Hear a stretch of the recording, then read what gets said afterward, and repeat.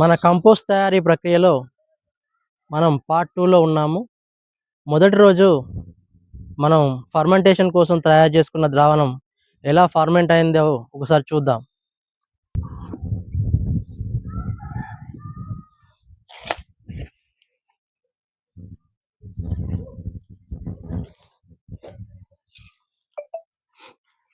రెండు రోజుల క్రితం అంటే 23వ తారీఖు 4వ నెల 2026 రోజున ఈ ప్రాసెస్ మనం స్టార్ట్ చేసాము. ఇది ఎలా పులిసిందో చూద్దాం.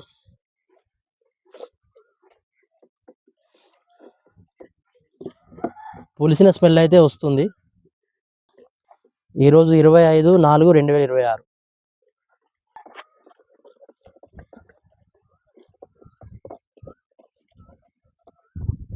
ఈ మిక్చర్ని 200 లీటర్ల డ్రమ్లో కలుపుకుందాం.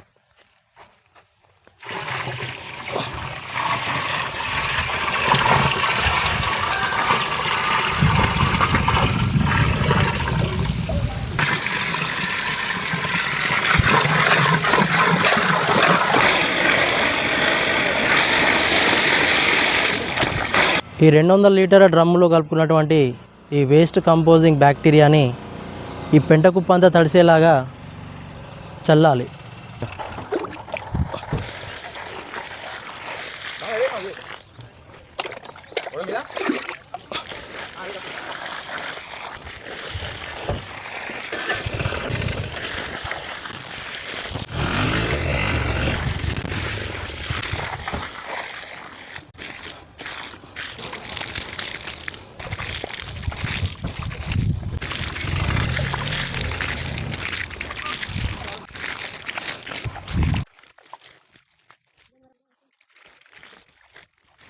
ఈ 200 లీటర్ల ద్రావణాన్ని ఈ పెంటకుప్ప పైన చల్లడం జరిగింది.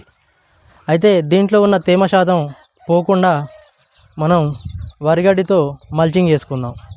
ఇక్కడ మీరు తీసుకోవాల్సిన జాగ్రత్త ఏంటంటే, ఈ 2 రోజులైతే కంపోస్టు ప్రాసెస్ ఉంటుందో ప్రతిరోజు దీనికి మాయిశ్చర్ లెవెల్ అంటే తేమ శాతం తప్పకుండా ఉండాలి. ప్రతిరోజు దీనికి నీళ్లు పట్టాలి.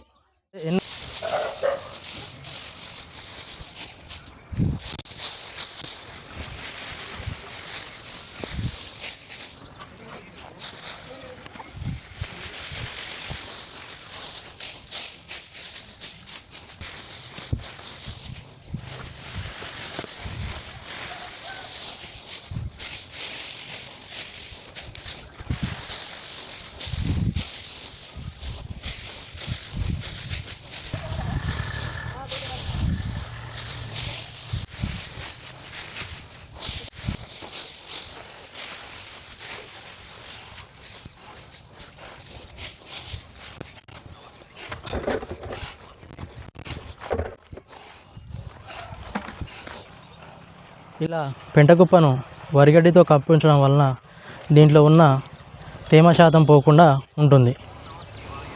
ఈ వరిగడ్డి గాలికి లేచిపోకుండా లైట్గా కొంచెం వాటరింగ్ చేద్దాం. ఇలా తప్పకుండా ప్రతిరోజు ఈ కుప్పంతా తడిసేలాగా వాటరింగ్ చేయాలి. అప్పుడే ఈ కంపోస్ట్ అనేది తొందరగా తయారవుతుంది, చాలా క్వాలిటీగా తయారవుతుంది.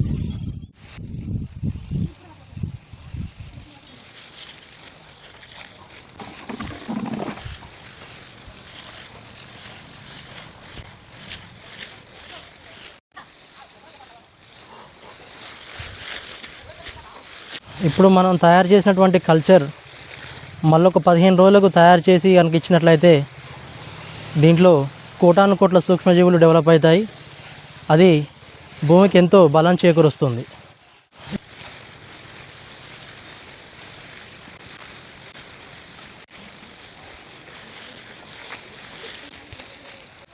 పదిహేను రోజుల తర్వాత ఈ కంపోస్టు ఎలా తయారవుతుందనేది, ఎలా ప్రాసెస్ జరుగుతుందనేది మరొక వీడియోలో చూద్దాం.